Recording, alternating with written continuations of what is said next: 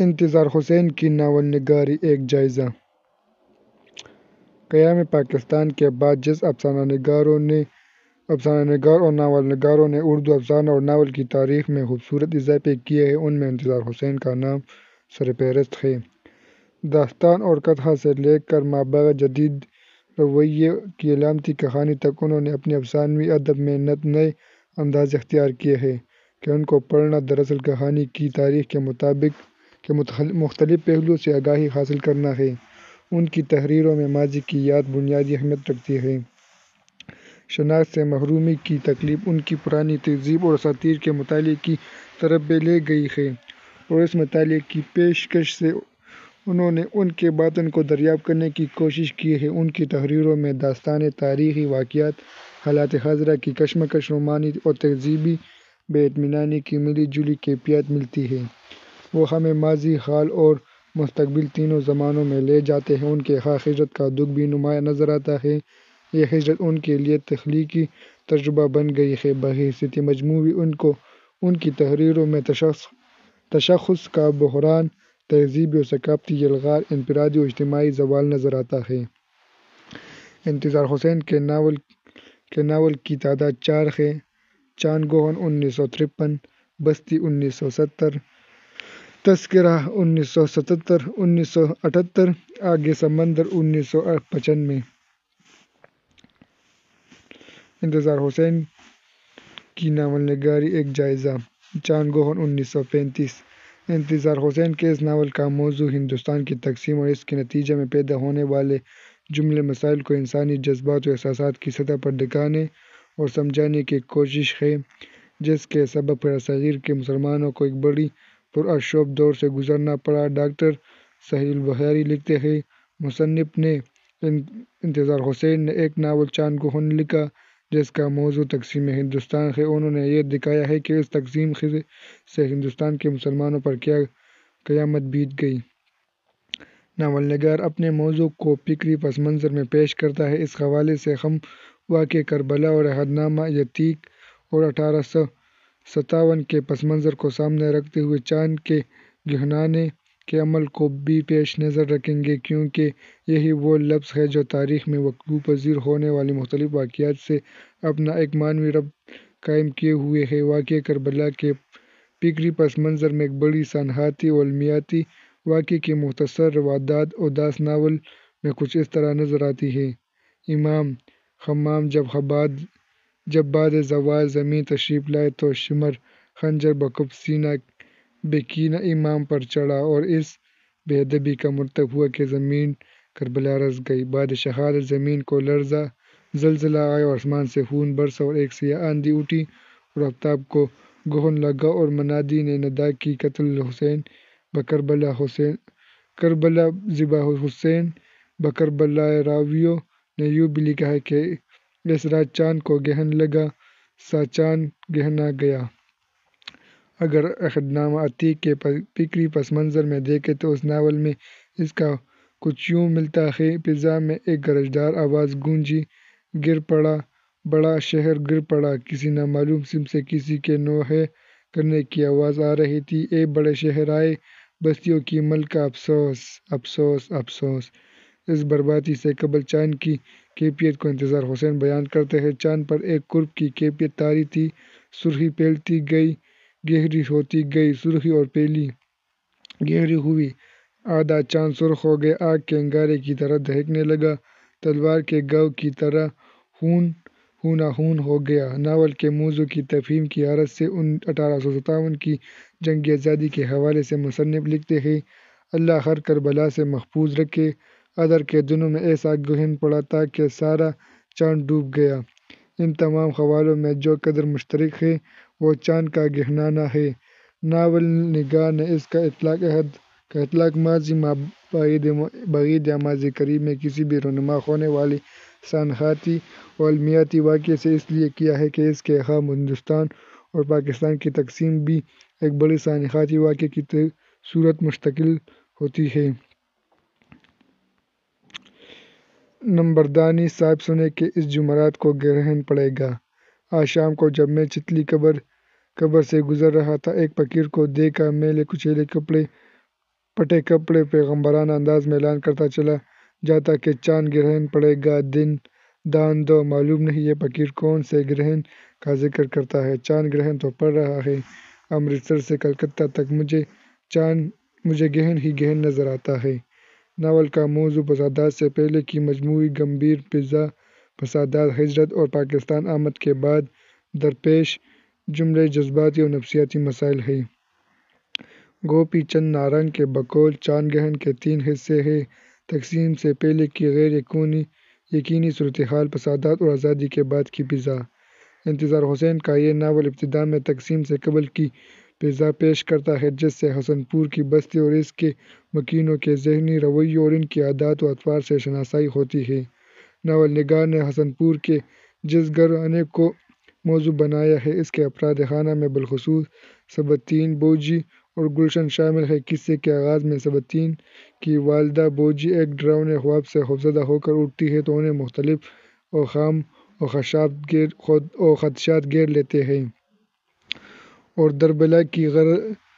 دربلا کی غرض سے گھر پر محلے کی خواتین کے ساتھ مل کر ایک مجلس کا اہتمام کرتی ہے۔ دوسری طرف حسن پور کے بازار میں علن پٹواری کی دکان ہے، جہاں ہم آور لوگوں کا جمگٹا رہتا ہے، جو نہ صرف حالات حاضرہ پر تبصرہ کرتے ہیں بلکہ پیش آئندہ واقعات پر بھی اپنی اپنی ذہنی استعداد کے مطابق خیالات کا اظہار کرتے ہیں۔ ان میں رضیہ، کالے خان اور شیر و پلے وار شامل ہیں۔ سبکتین بوجی کا اکلوتا بیٹا ہے۔ قوم کی مجموعی زوبحالی کا دکھ درد دل میں محسوس کرتے ہوئے وہ پروفیسری سے صحافت تک ایک جہد مسلسل میں مشغول و مصروف رہتا ہے۔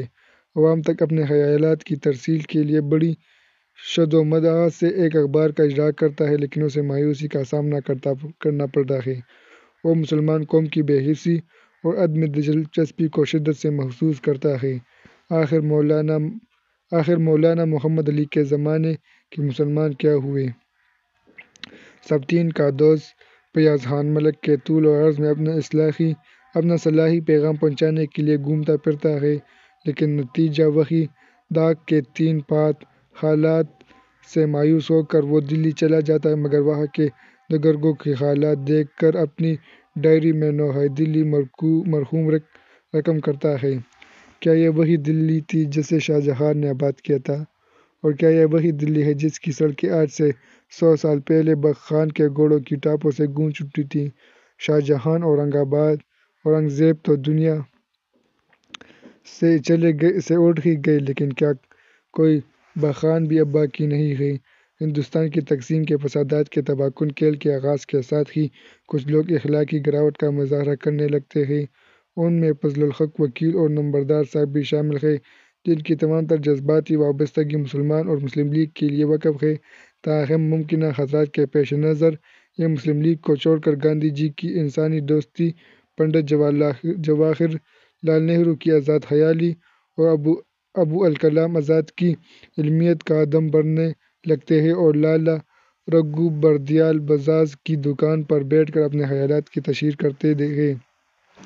کوئی بھلا مانس ہوتا تو ان کے قلب ماہیت کی قدر کرتا، انہیں سینے سے لگاتا، لیکن لالا رگھو بردیال بجاج سے مس نہ ہوئے اور نہ ان کی دکان پر بیٹھنے والے دوسرے لوگوں نے ان کی باتوں پر توجہ دی۔ ملک میں ہونے والے فسادات کی وجہ سے حسن پور کے مکینوں پر بھی افسردگی چھائی ہوئی تھی۔ ان کے دلوں میں موجود خوف و ہراس ان پر اس وقت پوری طرح حاوی ہو جاتا ہے جب افسری فاطمہ اور پٹ روٹے والی کے شوہر کا قتل ہوتا ہے۔ پھر حالات میں بتدریج بگاڑ پیدا ہوتا چلا جاتا ہے، لوگوں کے درمیان نفاق اور نفرت کا بیج نما پا کر ایک تناور درخت بن جاتا ہے، رواداری، خلوص و ایثار کے جذبات قومی تعصبات کی بین چڑھ جاتے ہیں۔ ایسے میں فیاض خان جیسا بے باک اور نڈر شخص بھی فسادات کی ہولناکیوں اور خونریزیوں کے باعث خود کو خوف اور ہراس کی تنابوں میں جکڑا محسوس کرتا ہے۔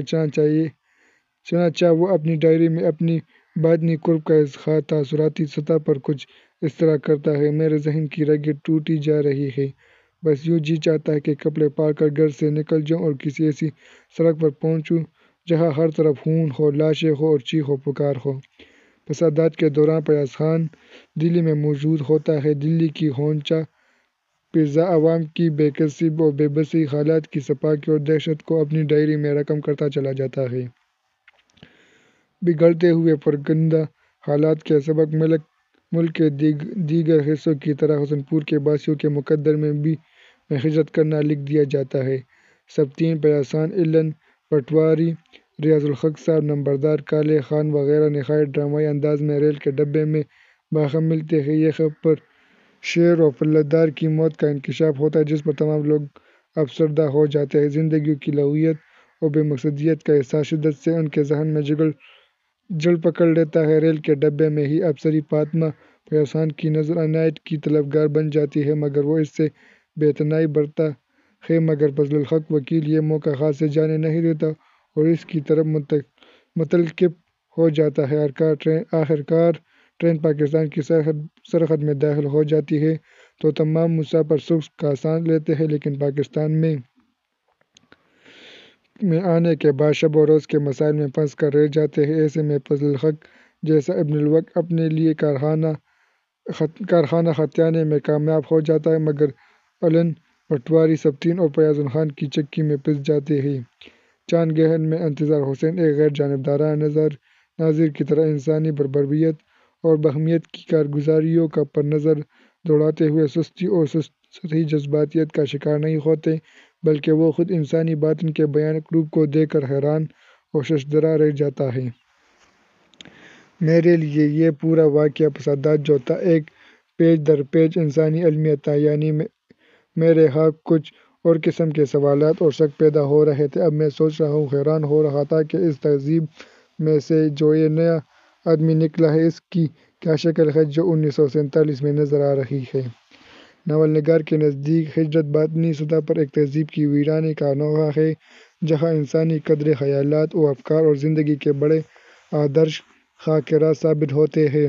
کوئی منطق، کوئی دلیل کام نہیں آتی اور لوگ زندگی کے تمام اصول و ضوابط بھول بھال کر ذاتی اغراض و مقاصد میں بدمست ہو جاتے ہیں جس کے سبب حساس طبیعت کے مالک ملک و قوم کے خیرخواہ اور صحیح معنوں میں باعمل زندگی گزارنے والے لوگ بہت سے نفسیاتی مسائل، ذہنی الجھنوں میں گر کر رہ جاتے ہیں کیونکہ یہ بات ان کی سمجھ سے بالاتر ہے کہ لوگ کیسے اور کیوں کر تقسیم، فسادات اور ہجرت کے واقعات کا پلک جھپکنے میں بھول گئے ہیں۔ تجربے قومیں ضائع بھی کر دیا کرتی ہیں اور قومیں اپنی تاریخ کو بھول بھی جایا کرتی تھیں۔ اس طرح کے دور بھی آتے ہیں کہ پوری تاریخ گم ہو جاتی ہے۔ تو یہ ہجرت کا جو تجربہ ہے میں اب ایک مایوسی آپ اسے سمجھ لیں، ایک پنوتیت کہہ لیں، یہ عرض کروں گا کہ یہ تجربہ ضائع ہو چکا ہے۔ فکری اعتبار سے ناول کا پلاٹ واقعے کی پیشکش اور بندش کے حوالے سے مربوط نظر آتا ہے مگر فنی اعتبار سے اس میں کہیں کہیں جوڑ نظر آتا ہے کیونکہ ناول نگار کا قصے کی تعبیر میں بار بار مداخلت کرنا اور قاری کو ذاتی آراء سے نوازنا کسی حد تک فنی نقص کا باعث بنتا ہے۔ بقول رازی عبدی، مصنف بار بار کہانی کے دوران سامنے آ کر حالات اور واقعات پر تبصرہ بھی کرتا جاتا ہے۔ یہ ناول کی ایک بڑی فنی کمزوری ہے۔ یوں ایک ناول کی فنی وحدت مجروح ہوتی ہے جس کی وجہ سے یہ نیم افسانوی، نیم انشائیہ، نیم تخلیقی، نیم واعظانہ قسم کی چیز بن جاتا ہے اور اس طرح ناول کی معروفیت، آبجیکٹیو کو بھی نقصان پہنچتا ہے۔ اس خامی کی وجہ سے اگرچہ چاند گہن کا پلاٹ بھرپور اور کامیاب نہیں تو اسے بالکل ناکام پلاٹ تصور کرنا بھی درست نہیں کیونکہ پلاٹ کی سب سے بڑی خوبی واقعات کی ترتیب و تشکیل میں کہانی کا ارتقاء مراحل سے گزرنا اور پڑھنے والے کے لیے ایک جہان نو ثابت ہوتا ہے۔ تو اس حوالے سے اس پلاٹ کو مربوط اور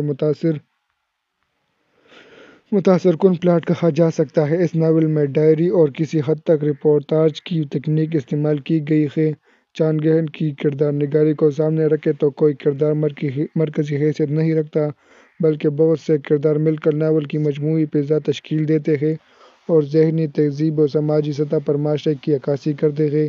ایسے ہزارہا لوگوں کے نمائندہ بن جاتے ہیں جو معاشری تار و پود میں مرکزی حیثیت رکھتے ہیں۔ ناول نگار نے کمال مہارت سے اپنے ان کرداروں کی ذہنی سطح، مزاجی عادات و اطوار، سماجی و معاشرتی حیثیت کو سامنے رکھتے ہوئے ان سے گفتگو کرائی ہے۔ انتظار حسین کے اسلوب کی خاص بات جملوں میں لفظوں کی پس چست بندش ہے جس کے سبب ہمیں اکثر چھوٹے چھوٹے مگر مکمل معنویت کے حامل فقرے نظر آتے ہیں جن میں لفظوں کا صوتی آہنگ اور لہجے میں کنک محسوس کی جاتی ہے۔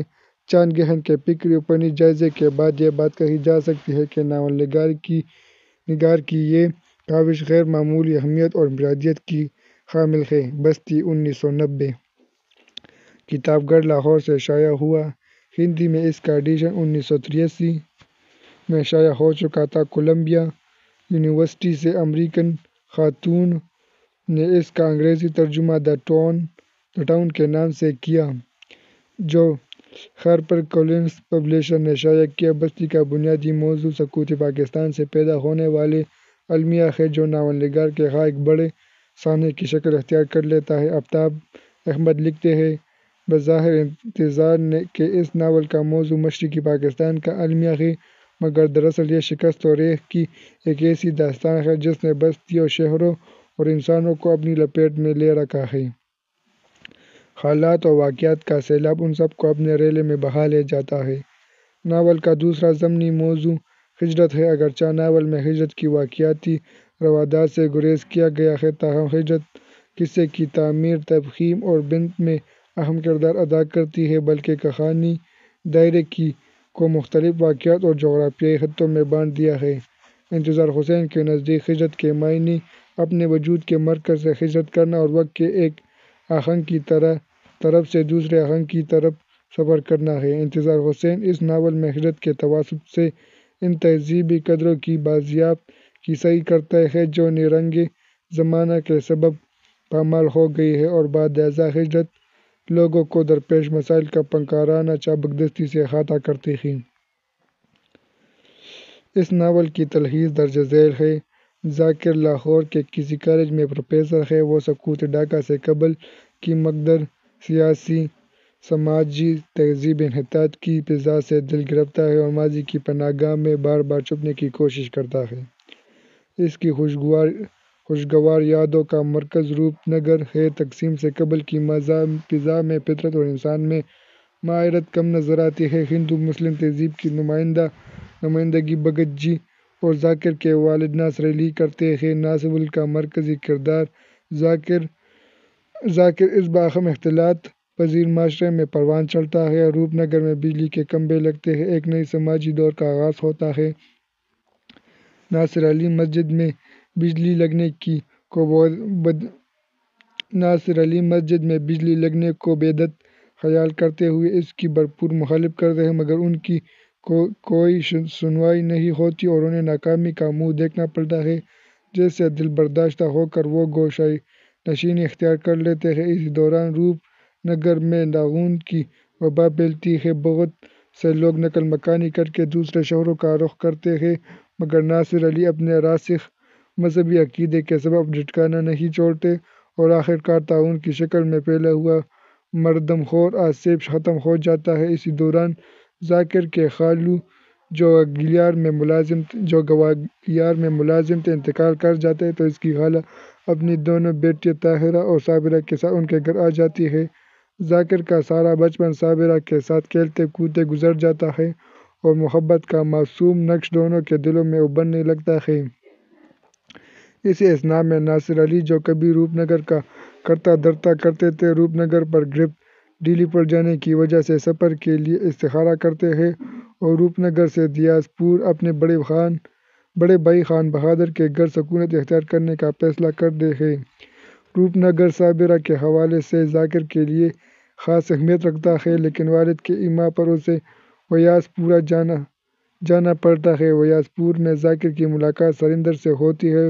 بہت جلد ان کی دوستی ہو جاتی ہے۔ سریندر صابرہ کے حوالے سے ذاکر کا رازدان بن جاتا ہے۔ اس دوران ذاکر کو ایک بار پھر روپ نگر جانے کا اتفاق ہوتا ہے اور صابرہ کے ساتھ محبت شعوری کاوشوں کے سبب پروان چڑھنے لگتا ہے۔ ذاکر کی ویاس پور واپسی کے کچھ عرصے بعد صابرہ بھی ویاس پور آتی ہے اور وہ دونوں مستقبل کے سنہرے خواب بنتے ہیں۔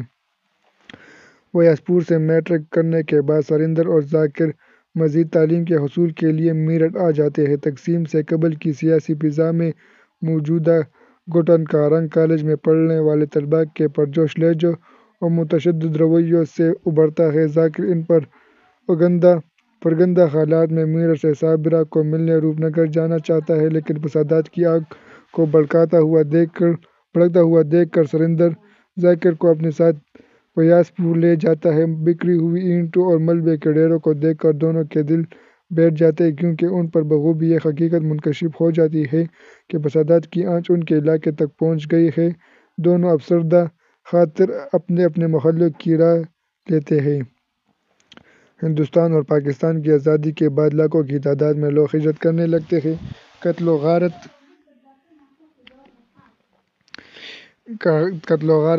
گری کا بازار گرم ہوتا ہے۔ ہزاروں سالوں سے اکٹھے رہنے والے ایک دوسرے کے دشمن بن جاتے ہیں۔ بہو بیٹیوں کی عزتیں محفوظ نہیں رہتی۔ ایسے میں ذاکر کا خاندان بھی منتشر ہو جاتا ہے۔ ذاکر کی خالہ زاد بہن صابرہ ہندوستان رہ جاتی ہے۔ دوسری بہن طاہرہ اپنی والد اور شوہر کے ساتھ ڈھاکہ منتقل ہو جاتی ہے۔ ذاکر اپنے والدین کے ساتھ پاکستان آ جاتا ہے اور لاہور میں مستقل سکونت اختیار کرتا ہے، لیکن سکون ناپید ہے۔ قدرت کے کارخانے میں مزداق تقسیم کے بعد لوگوں کو مختلف مسائل کا سامنا کرنا پڑتا ہے۔ زندگی کی ضرورتیں کہ ہجرت میں متاثر ہوتے ہوتے تن ڈھانکنے اور پیٹ بھرنے تک محدود ہو گئی تھی، اب پھر بڑھ کر پھیل گئی تھی اور پھیلتی جا رہی تھی۔ جن مکانوں نے کئی خاندان کو پناہ دی، اب وہ مکان باقی خاندانوں سے گلو خلاصی حاصل کرکے کسی ایک خاندان کی رہائش گاہ تھے۔ جن مقاموں میں ہنوز مختلف خاندان ٹھسے ہوئے تھے، ان میں ہر خاندان اپنی ضروریاتی زندگی میں اضافہ کرنے کے ساتھ ساتھ پھیلنے کی کوشش کر رہا تھا۔ پھر ایک ہاتھ کا دوسرے کا گریباں۔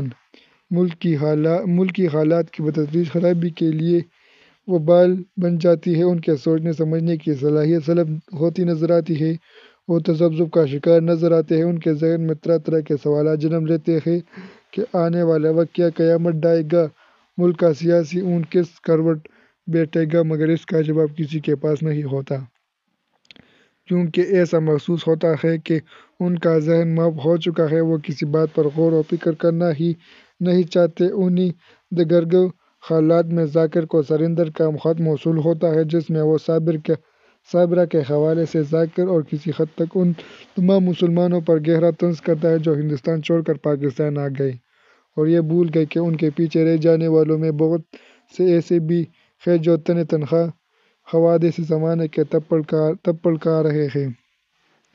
اور ایک بات اور بتاؤں، اور سب سے زیادہ اداس کر دینے والی بات یہی ہے، کل جب میں صابرہ کے ساتھ چائے پی رہا تھا تو میری نظر اس کی مانگ پر جا پڑی۔ میں نے دیکھا کہ کالے بالوں کے بیچ ایک بال چاندنی کی طرح چمک رہا ہے۔ تو اے میرے مطر، سمے بیت رہا ہے، ہم سب سمے کی زد میں ہیں، تو بس جلدی کر اور آجا، آ کر شہر دلی کو دیکھ اور شہر خوبی سے مل کر۔ دونوں تیرے انتظار میں ہیں اور عامل، اس سے پہلے کہ اس کی مانگ میں چاندی بھر جائے اور اس سے پہلے کہ تیرا سر برف کا گالا بن جائے اور ہم کہانی بن جائیں۔ ذاکر کے چاہنے کے باوجود صابرہ ہندوستان چھوڑنے پر راضی نہیں ہوتی اور روپ نگر کو چھوڑ کر دلی ریڈیو پر ملازمت کر لیتی ہے۔ ڈھاکہ میں اس بہنوئی اور والدہ مقیم ہے، اس لیے وہ ڈھاکہ کے بارے میں تازہ ترین صورتحال جاننے کے لیے سریندر کے پاس جاتی ہے۔ صابرہ کی تنہائی کو دیکھ کر سریندر ذاکر سے کہتا ہے، اسے آ کر لے جائے۔ ذاکر صابرہ کے حوالے سے سریندر کا خط پڑھ کر اضطراب کا شکار ہو جاتا ہے، مگر ملک کی اور سیاسی حالات کی ابتری اس کے پاؤں کی زنجیر بن جاتی ہے۔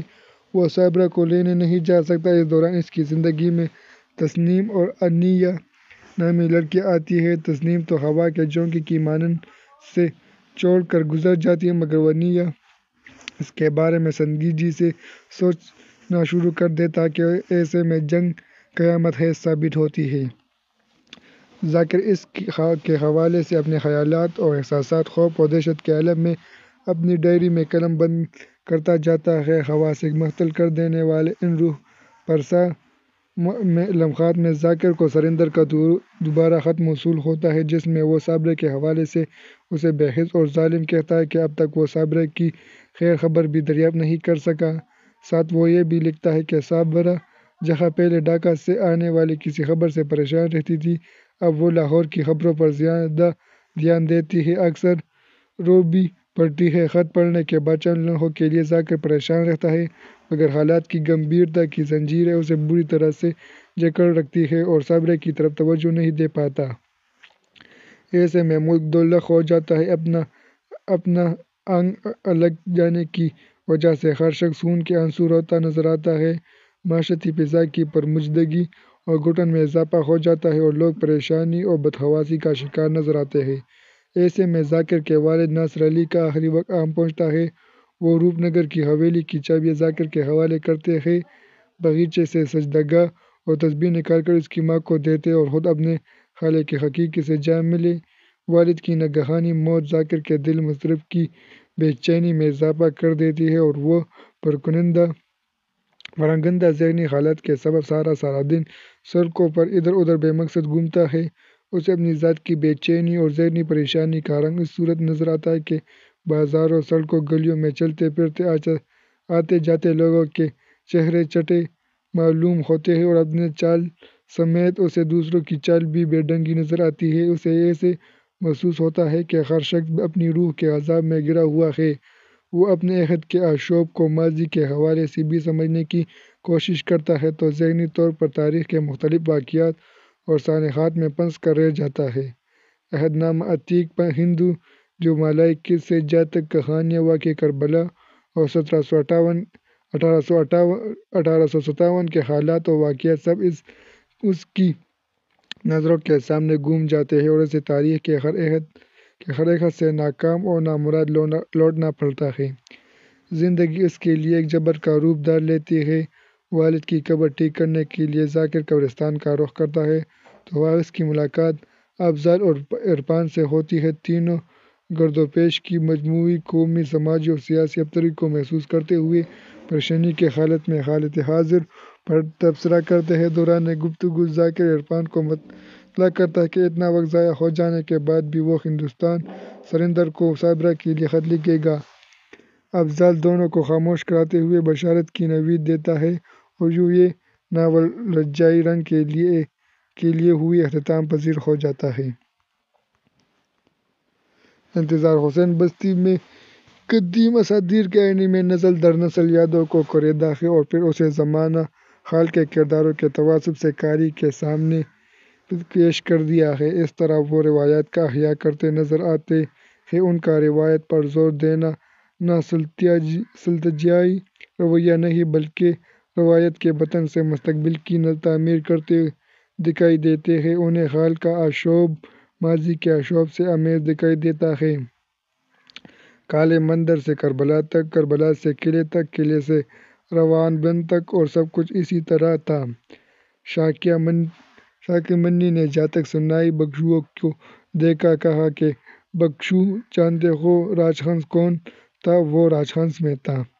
ناول نگار نے بستی میں خارجی رشتے کی بجائے باطنی رشتوں کو ٹٹولا ہے۔ یہ باطنی رشتے ماضی سے پیوست ہیں۔ انہیں اس کا شدت سے احساس ہے کہ ان کی ذات کا کوئی حصہ کٹ کر ماضی میں کھو گیا ہے۔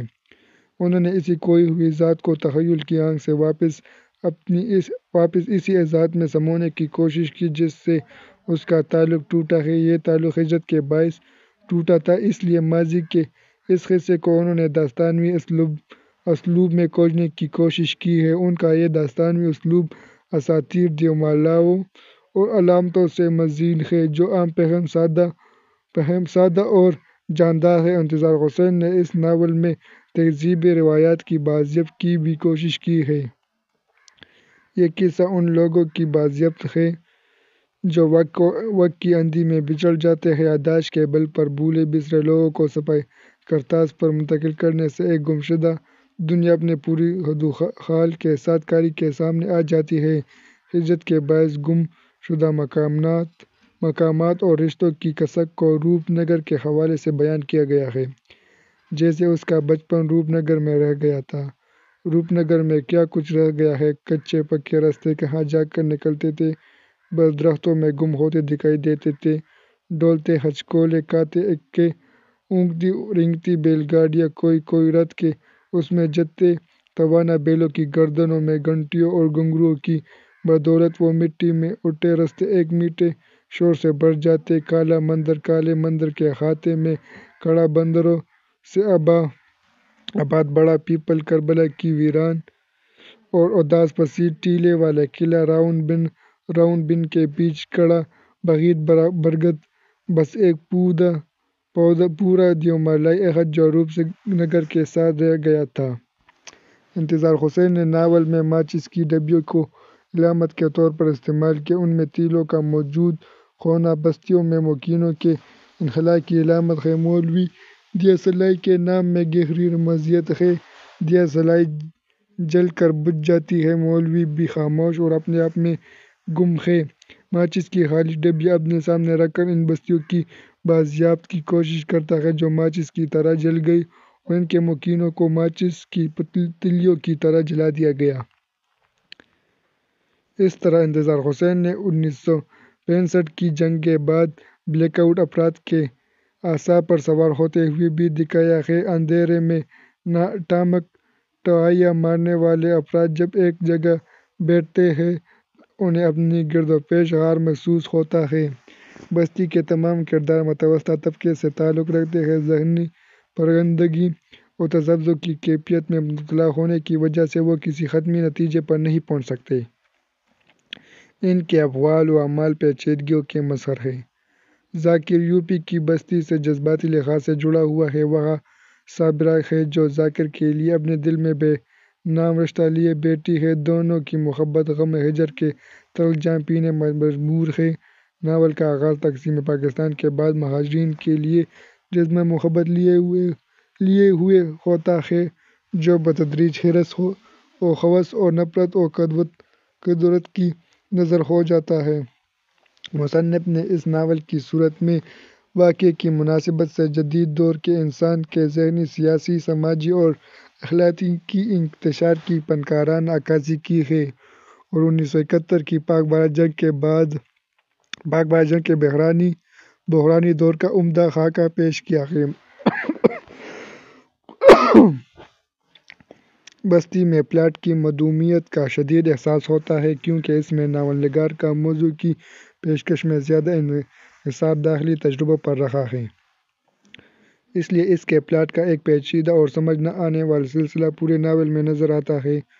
روپ نگر، تقسیم، فسادات، ہجرت، پاکستان آمد کے حوالے سے تمام مناظر، واقعات اور زمان و مکان میں کوئی ربط و ضبط موجود نہیں ہے۔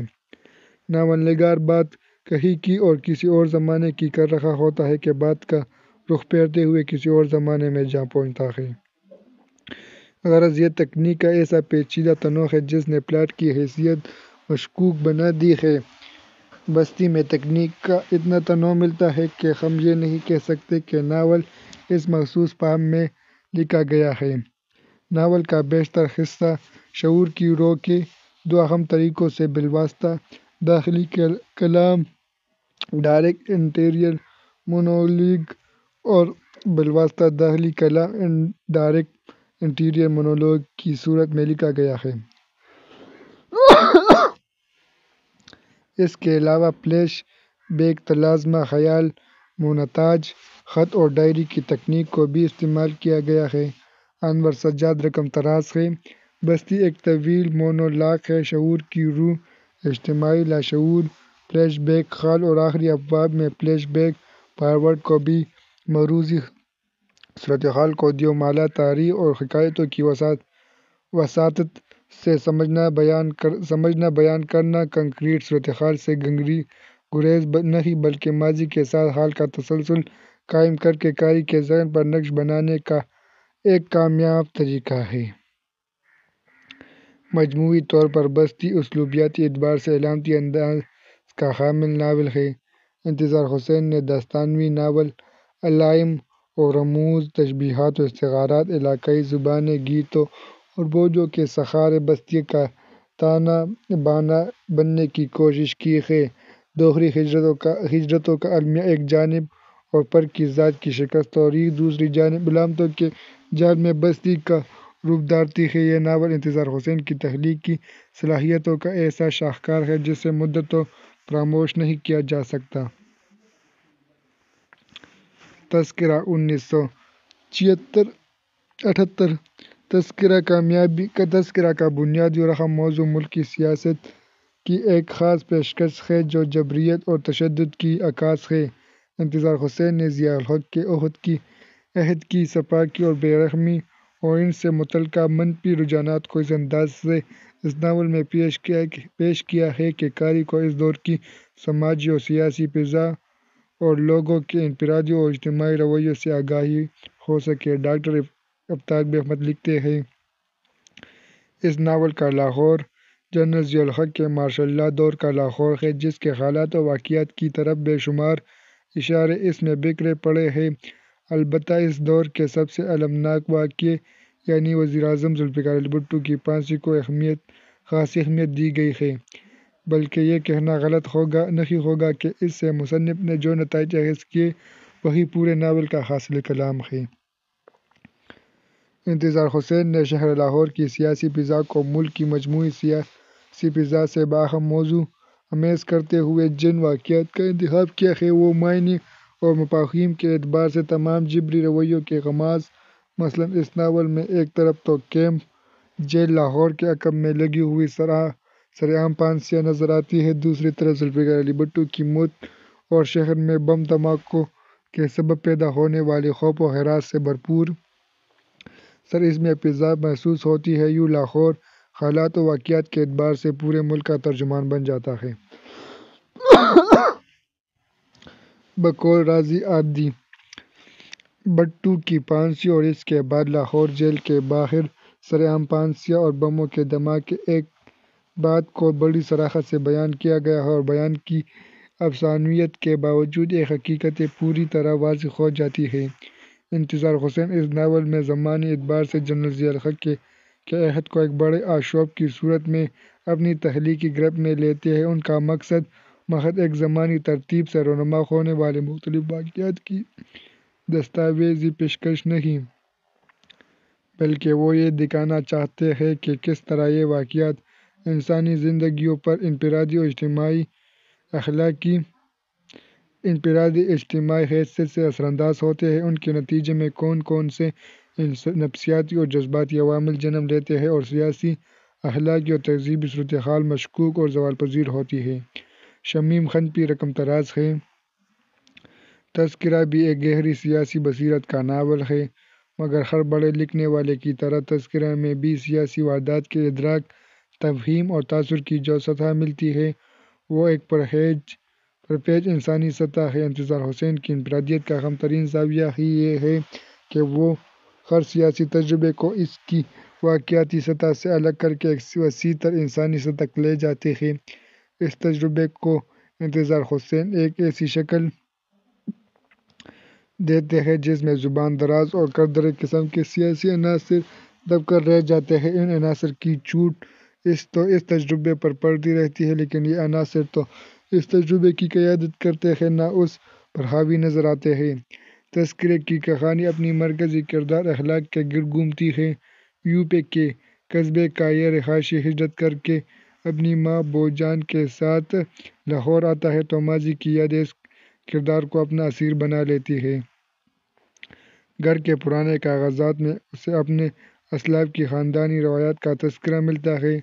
چراغ حویلی کے مکین پرانی جاگیردارانہ اقدار کے پاسدار نظر آتے ہیں۔ قیام پاکستان کے بعد ہر پر تضادات کا شکار ہو چکا ہے اور نئے معاشرتی اصولوں کو سمجھنے کی کوشش کر رہا ہے، لیکن وقت نے تمام سماجی قدروں کو تبدیل کر دیا ہے اور دنیا کی بے ثباتی اور ناپائیداری کا احساس جنم لے چکا ہے، جس کے آہنی شکنجے سے نہ کوئی کبھی بچ سکا اور نہ بچ سکے گا۔ ان دو آنکھوں نے اس عمر میں کیا کیا کچھ دیکھا جو جا کے نہ آئے، وہ جوانی دیکھی تھی جو آگے نہ جائے، وہ بڑھاپا دیکھتی ہے، تیموری بساط کو لپٹتے دیکھا، جہاں آباد کو اجڑتے دیکھا، طایہ حضور کو دار پر بلند دیکھا اور اہل جہان آباد نے زیر آسمان کیا کیا دیکھا۔ جس بادشاہ کو تخت شاہی پر لباس شاہانہ میں رونق افروز دیکھا تھا، اسی کی لاش جمنا کی تپتی ریت پر پڑی دیکھی۔ طایہ حضور نے ایک روز یہ احوال بیان کیے اور اتنا روئے کہ ریش مبارک ان کے آنسوں سے تر ہو گئی۔ ایسا اثر ہوا کہ جینے سے جی سرد ہوا، رنگ چہرے کا زرد ہوا، دنیا کے قصوں بکھیڑوں سے منہ موڑا خانہ نشین ہو گئے، مصلے پر بیٹھ گئے، طبیعت میں نہ شوخی رہی نہ خوشی کی رمق، مزاج میں غم بس گیا، عالم رچ گیا تھا۔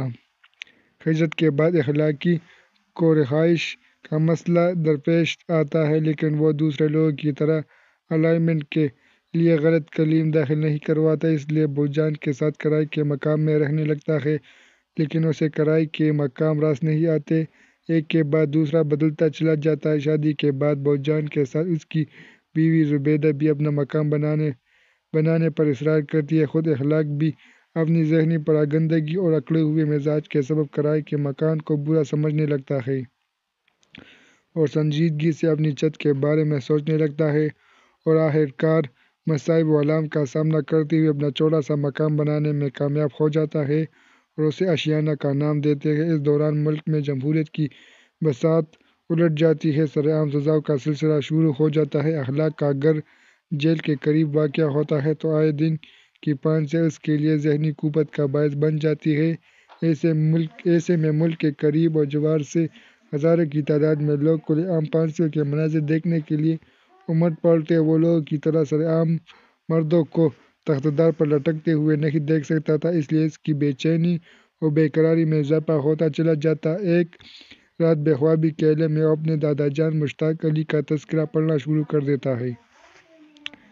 اسے پڑھتے ہوئے جہاں اسے اپنے خاندان کے مختلف بزرگوں سے شخصی آگاہی ہوتی ہے، وہاں اسے یہ بھی علم ہوتا ہے خاندان کے مختلف افراد کن کن مصائب و آلام کا شکار رہے، اس کے ساتھ اسے ہندو مسلم تہذیب کی روادار خلوص سے بھرپور سنگم سے بھی آگاہ ہوتی ہے۔ وہ لوگوں کی اعلیٰ ضرفی کے مختلف نمونے، شائستگی و مروت کے بھرپور مرقع بھی اسی تذکرے میں دیکھتا چلا جاتا ہے۔ اس طرح پوری تذکرے کی ورگردانی میں گزر جاتی ہے۔ مکان کی تعمیر کے سلسلے مختلف بینکوں اور دوست و احباب سے لیا گیا قرض اخلاق کی ذہنی پریشانی کو دگنا کر دیتا ہے، اس بوجھ تلے اپنا دم گھٹتا محسوس کرتا ہے اور اسے ادا کرنے کے لیے کوششیں شروع کر دیتا ہے، مگر ہر بار اسے ناکامی کا سامنا کرنا پڑتا ہے۔ اس پر نیلامی کے نوٹس اس کے لیے وبال جان بن جاتے ہیں۔ وہ ذہنی آسودگی کے حصول کے لیے اپنے دادا جان مشتاق علی کا تذکرہ نکالتا ہے اور اس کی ورگردانی میں مشغول ہو جاتا ہے۔ اس تذکرے میں قدیم ہندی قصوں اور بدھ جاوتوں کا ذکر مشتاق علی کے دوست پنڈت گنگاوت اور ان کے والد سومدات کے حوالے سے ملتا ہے۔ ان تمام قصے کہانیوں کی تلخیص یہ ہے کہ دنیا ایک شمشان بھومی ہے، کال کا چکر ہے اور امن و آتشی محض خواب ہے۔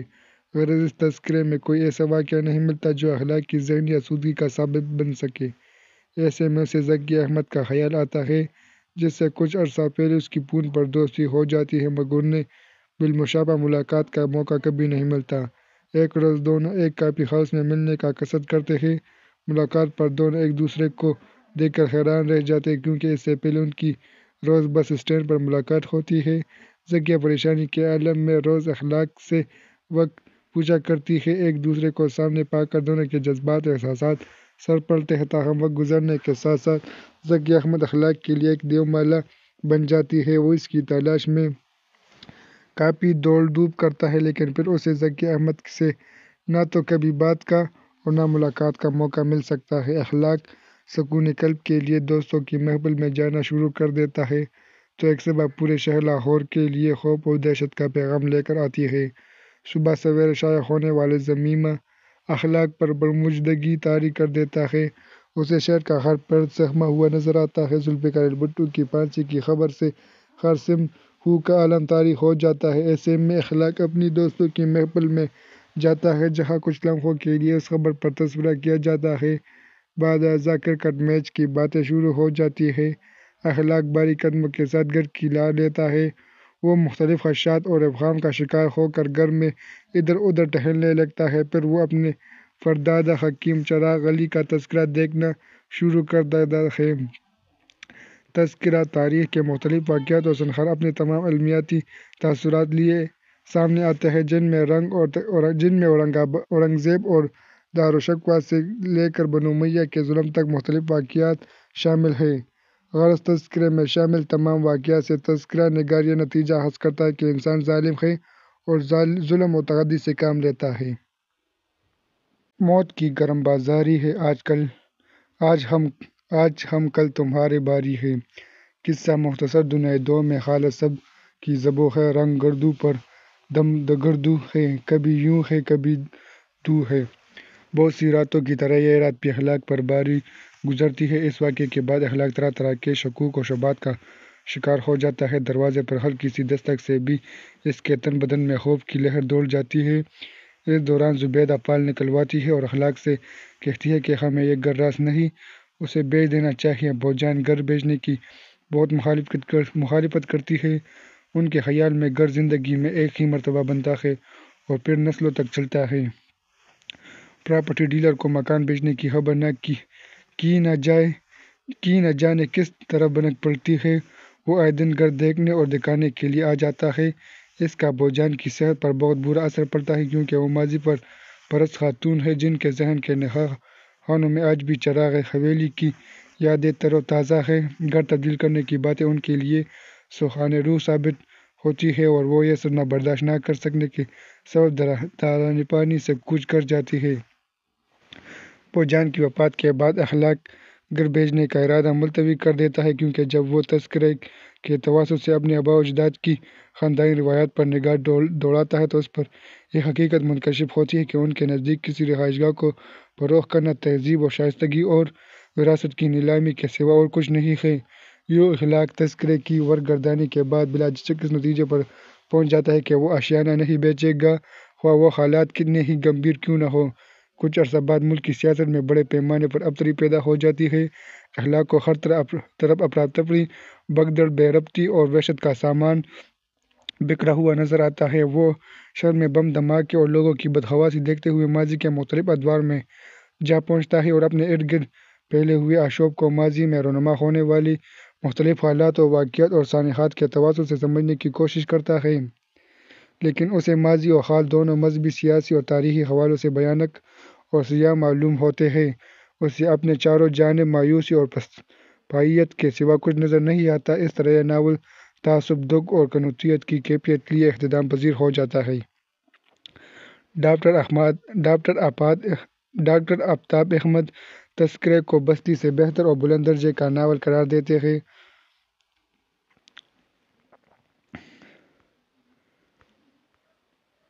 بستی کی طرح تذکرہ میں بھی ناول نگار نے موضوع کو جن فکری پس منظروں میں پیش کرنے کی کوشش کی ہے، ان میں قدیم ہندی دیومالائی قصے، بدھ مت، جاتک کہانیاں، شیعہ عقائد، تاریخی واقعات اور عثمانی صحائف شامل ہیں۔ ان تمام فکری پس منظروں میں جو چیز مشترک نظر آتی ہے اسے انسانی ظلم، زیادتی، حق کی فزوں طلبی اور دنیا کے انتشار و فساد سے تعبیر کیا جا سکتا ہے، مگر تذکرہ میں ہجرت ہمیں مختلف فکری افقات کی حامل نظر آتی ہے۔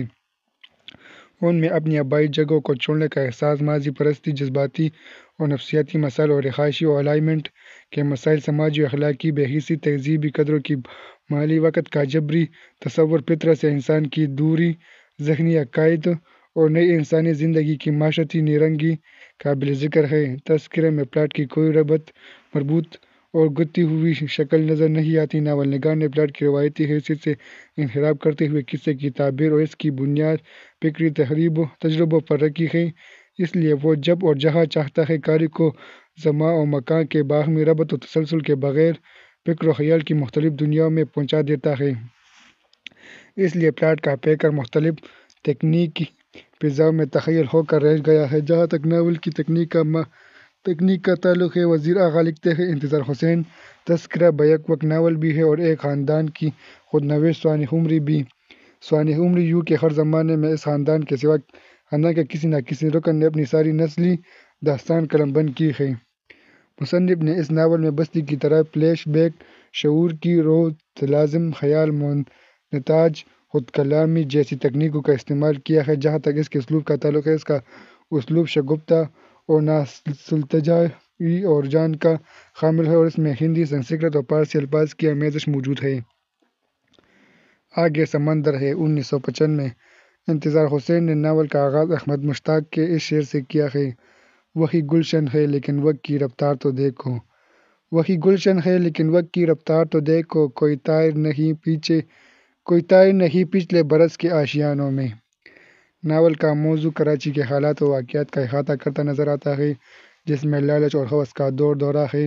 عہد جدید کی مادیت پسند سوچ اس کے مکینوں کے دلوں میں گھر کر چکی ہے، جس سے سیاسی، معاشرتی اور اقتصادی ہلچل پیدا ہو گئی ہے۔ خود غرضی اور مفاد پرستی نے انسانی رشتوں اور قدروں کو پامال کر دیا ہے۔ کراچی میں بسنے والے لوگ ہر رنگ، ہر نسل اور ہر زبان اور ہر مذہب سے تعلق رکھتے ہیں۔ ان میں سے اکثر ہندوستان سے ہجرت کر کے آنے والوں کی ہے۔ میاں یہ شہر قسمی شہر ہے۔ سندھی، پنجابی، بلوچ، پٹھان مہاجر یاروں نے یہ شہر بسایا ہے یا کھچڑی پکائی ہے۔ مہاجر کی کوئی ایک قسم تھوڑی ہے، کوئی پورب کا، کوئی پشتم کا، کوئی اتر سے آیا ہے، کوئی دکن سے چلا۔ سارے ہندوستان سے ندیاں بہتی شور کرتی اور سمندر میں آ کر مل گئی، مگر اس میں کہاں؟ یہی تو مصیبت ہے۔ ہر ندی کہتی ہے میں سمندر ہوں۔ کراچی مختلف فرقوں، زبانوں اور زبان کو پروان چڑھانے والا مادہ پرست شہر ہے۔ اس میں ہر شخص اپنی نظریاتی اور گروہی وابستگی سے سمندر کی حیثیت کر لیتا ہے۔ جیلانی کامران آگے سمندر ہے کے موضوع کا احاطہ کرتے ہوئے لکھتے ہیں: The novel is about Karachi, the first capital of Islamic Republic of Pakistan.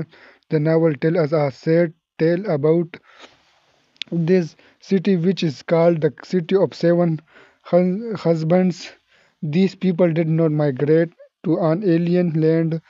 They had indeed migrated to their own homeland, the country of their pre-war in 1945. Intizar Hussain has very aptly described the life of the various segments of the Urdu-speaking people in Karachi. These people live concentrically and belong to one category, the people who are haunted by memory.